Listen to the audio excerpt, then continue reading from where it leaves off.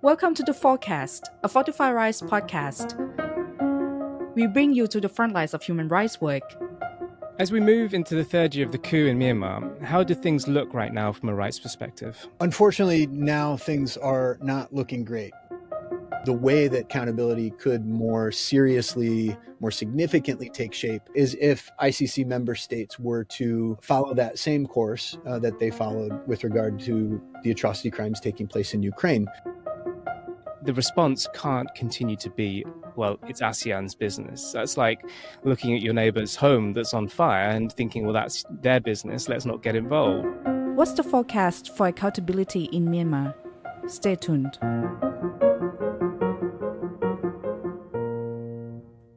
Welcome to the Forecast. My name is Patrick Phongsathorn. I'm the Senior Advocacy Specialist at Fortify Rights. This is the very first episode of the Forecast, a podcast from Fortify Rights, which aims to bring you to the front lines of human rights work. Today, we are joined by Matthew Smith, CEO and co-founder at Fortify Rights. Thanks for joining us today, Matt. Thanks so much, Patrick. As we move into the third year of the coup in Myanmar, how do things look right now from a rights perspective? Unfortunately, now things are not looking great. If we go back to the first 6 months after the junta launched this coup in 2021, we were documenting how the military and police were committing mass killings, mass imprisonment, torture, and forced disappearances, basically inflicting a widespread and systematic attack against the civilian population, peaceful protesters for the most part. Back then we produced a report called Nowhere is Safe with Yale Law School that not only documented the crimes, but also found or identified rather 61 military and police officials who we believe should be investigated and prosecuted for atrocity crimes. That report also established the locations of more than 1,000 military units throughout the country, which, was an effort to provide prosecutors with a way to geolocate military units with respect to various crimes that were occurring throughout the country. So anyway, we revealed all of that information, and all of that factored into a legal analysis, finding that crimes against humanity were being perpetrated against civilians. So that's the first 6 months, and this was well before the more unified revolution that the people of Myanmar are fighting today. So to your question, right now, the junta is facing a nationwide revolution. There are dozens of ethnic resistance organizations, People's Defense Forces, of course, the National Unity Government, all of whom are essentially coordinating the defeat of the Myanmar military to establish a new, free, democratic Myanmar. All that said, the mass atrocity crimes are still taking place. The junta is facing mass defections. They're facing mass surrenders. They're facing unprecedented military losses on the battlefield. And in the course of that, they are still attacking the civilian population and committing war crimes, crimes against humanity. I think part of the reason why those violations are still happening is because there has been a lack of accountability for the crimes that these senior generals and other perpetrators are responsible for. And so that's something that, very proud to be working on that with you and others at the team at Fortify Rights and our partners, in the human rights movement in Myanmar and beyond. Right. Yeah. So, I mean, in response to this, Fortify Rights is recommending a referral to the ICC, the International Criminal Court. But how in practice can that actually be done? Well, I initially go back to the situation in Ukraine, actually. And I think about how Ukraine, like Myanmar, is not a state party to the International Criminal Court. Like Myanmar, several years ago, Ukraine issued what's known in court parlance as a 12.3 declaration, essentially giving the court jurisdiction to investigate and prosecute crimes in Ukraine. And that declaration sat dormant for a while until Putin and Russian forces invaded Ukraine in 2022. And shortly after that invasion, days in fact, we saw 43 ICC member states band together to refer the situation in Ukraine to the ICC prosecutor. And this, of course, led the prosecutor to launch an investigation, which led to arrest warrants for Putin and one of his commissioners. We've not seen the same level of action with regard to Myanmar. So, the way that accountability could more seriously, more significantly take shape is if ICC member states were to follow that same course that they followed with regard to the atrocity crimes taking place in Ukraine.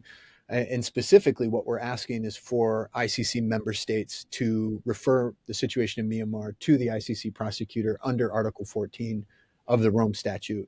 And this would essentially, be ICC member states saying, look, we have reason to believe that the court has jurisdiction in Myanmar.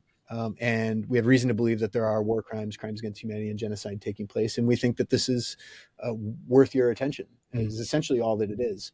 And regrettably, we've not seen that from ICC member states. So this is something that we do hope to change. And for the listeners out there, when we talk about crimes against humanity and genocide and war crimes, these are the three categories of violations that are essentially the most serious crimes that can be committed under international law. Yeah.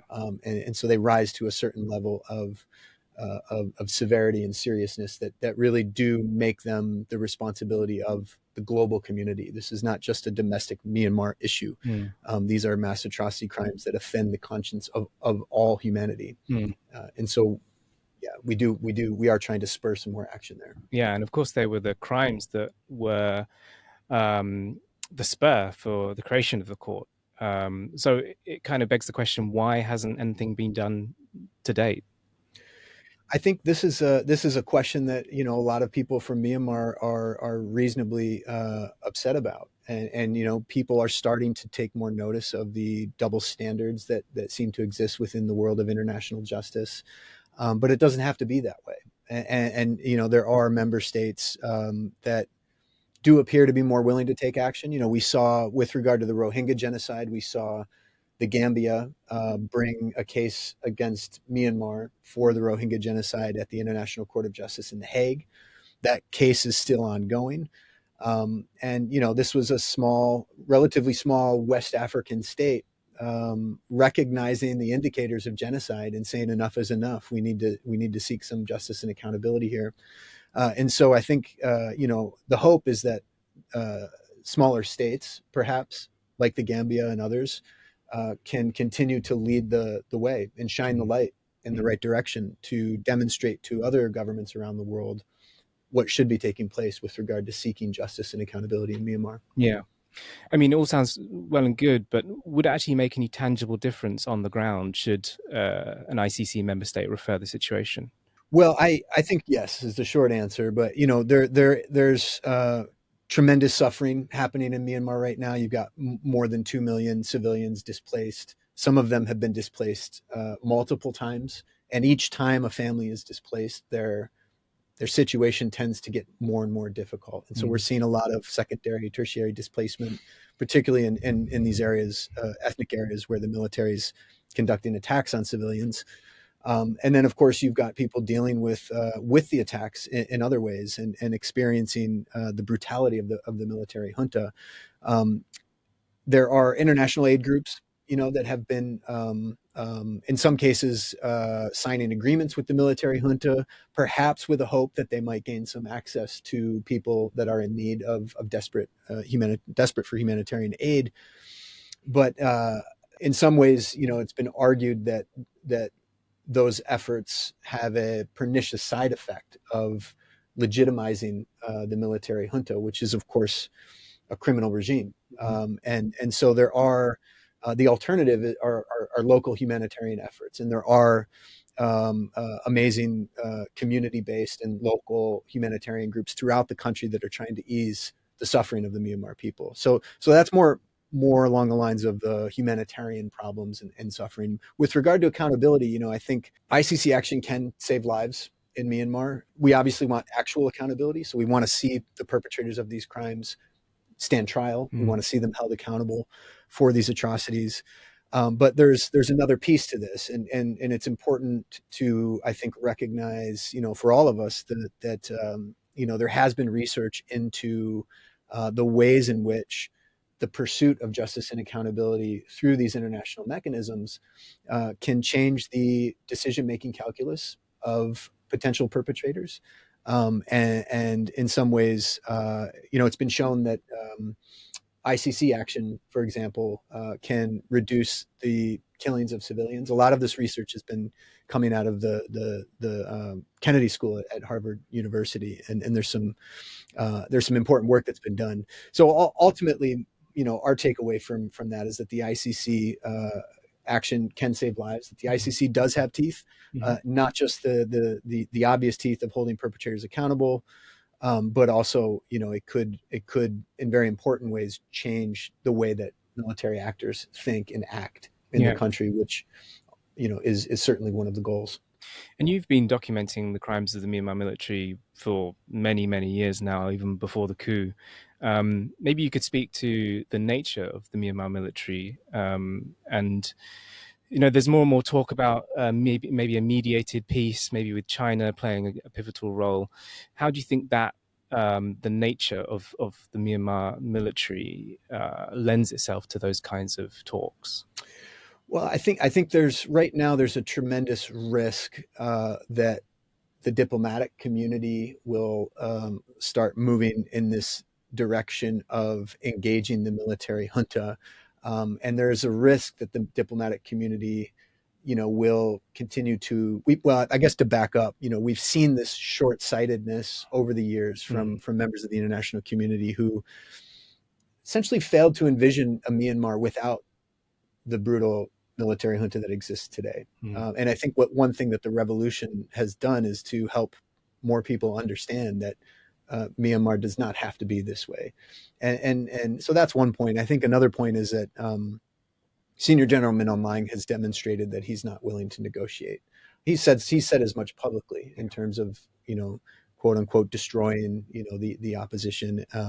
And so that's another aspect that I think is a part of this. But I think there is great danger in envisioning a situation that will essentially enable the military to maintain its political, economic, social grip on the country. The revolution has united in unprecedented ways, and is winning in some areas in some very unprecedented ways.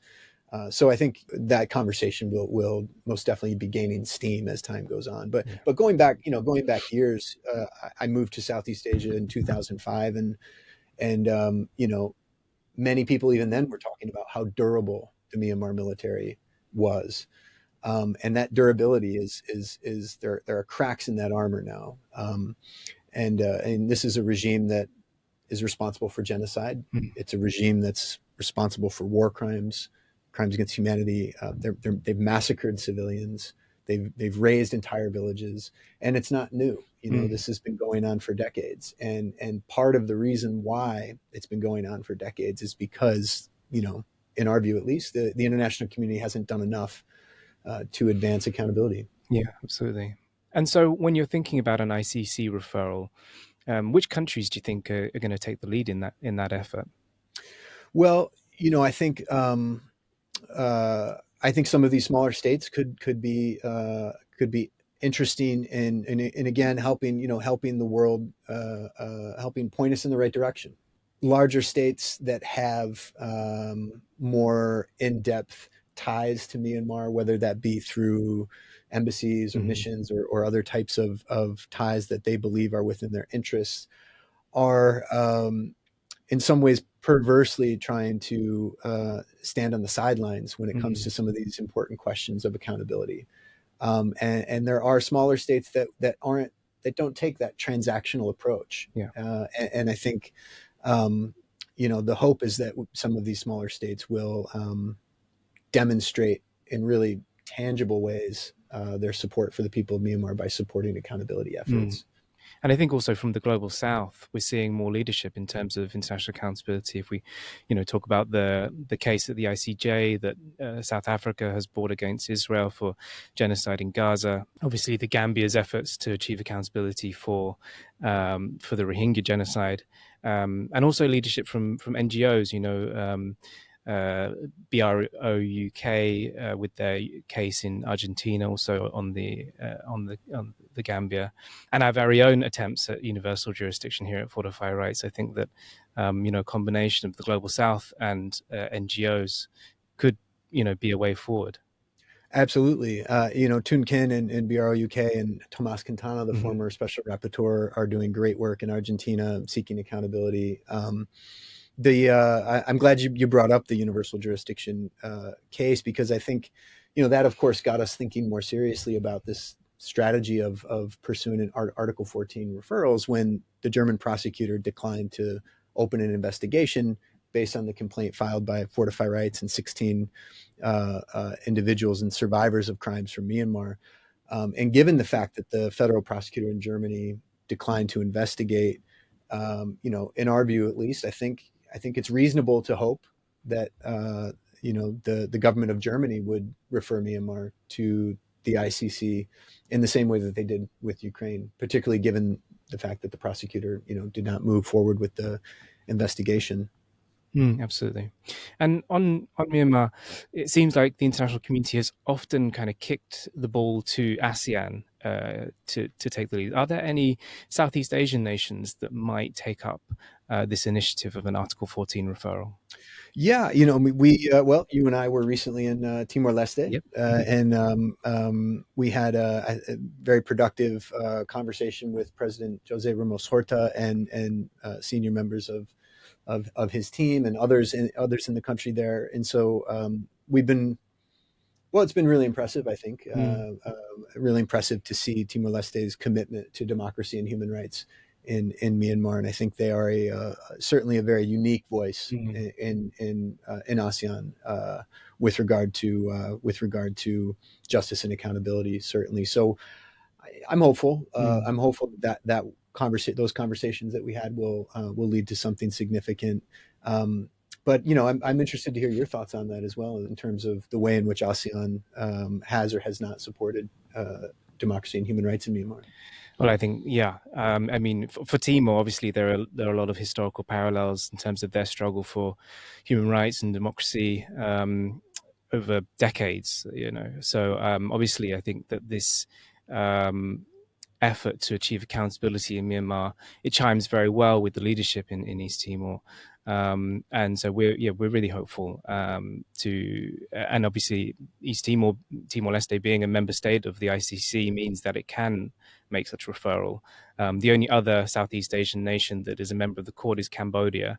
So I don't think we have many hopes that Cambodia would move this forward. So, hopefully Timor-Leste can lead the charge. But more broadly within ASEAN, we've seen really dithering attempts, I think, and really inconsistent approaches from ASEAN, starting off with Brunei and then handing over to Indonesia and Cambodia and then Indonesia. We've seen a different approach from each of these actors, and now that Laos has taken over the presidency of the bloc, it's really unclear what the consensus approach is. Even though we have the 5-point consensus, there's been a lot of backtracking from key members of ASEAN on that plan, including Thailand and others.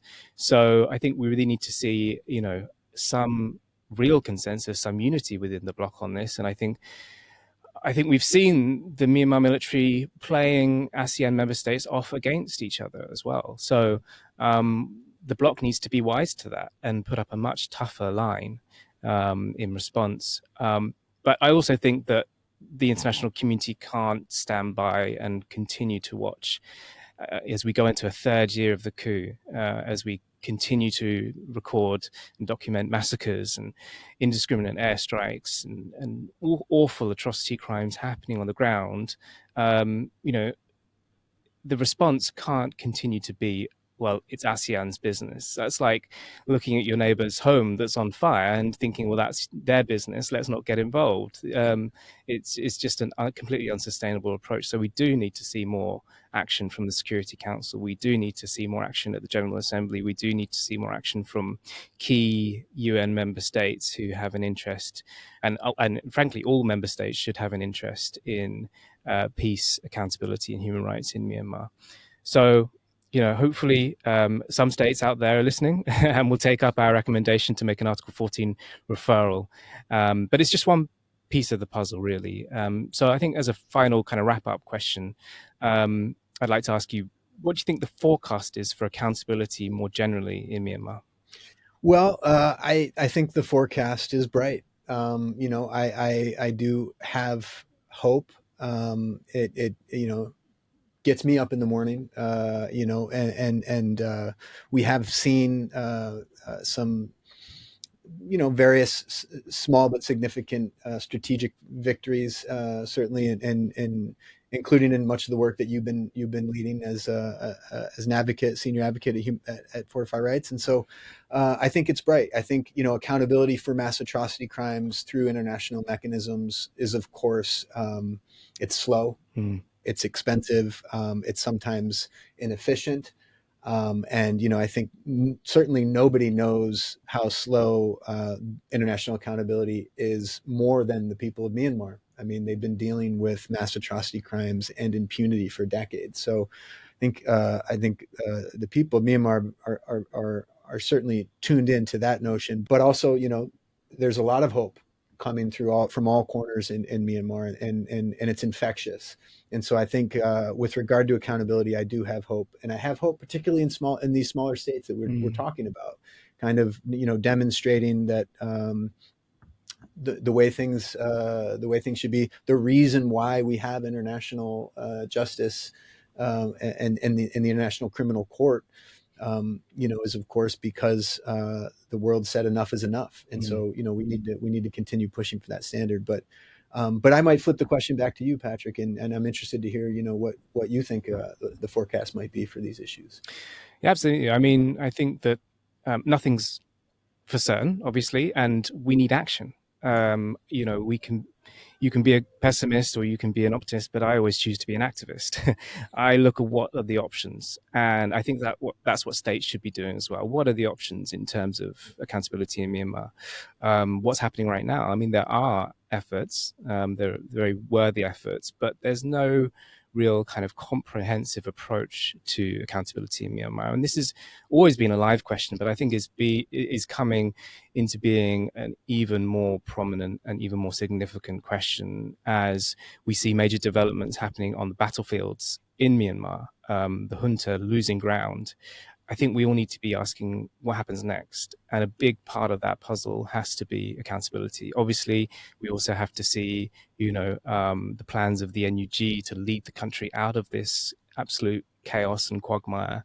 And we have to see, greater unity of the ethnic resistance organizations with the NUG working together for a future Myanmar. But, in all of that, and there needs to be a lot of thinking and a lot of planning and a lot of discussions. But within all of those discussions, accountability really needs to be baked in, because the reason that we're in this situation now, I think a large part of it is that there was never true accountability for the crimes that have happened over decades in Myanmar.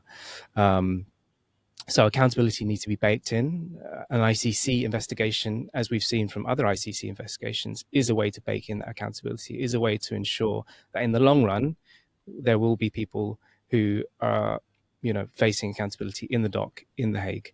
And that will send out a clarion call, really, to the rest of the world that, in this day and age, these kinds of atrocious crimes that we're seeing in Myanmar can't be accepted and are completely unacceptable.